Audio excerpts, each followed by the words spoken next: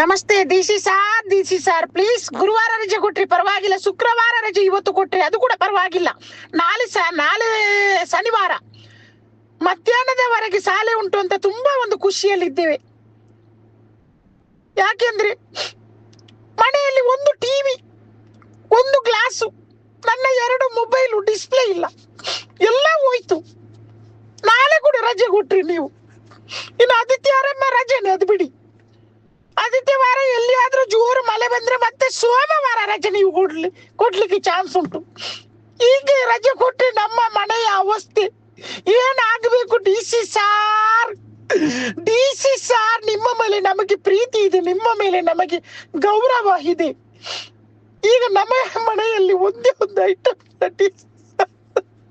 ಎಲ್ಲ ಹೋಯ್ತು. ಅಯ್ಯೋ ಅಯ್ಯೋ ಅಯ್ಯಯ್ಯೋ ಅಯ್ಯೋ.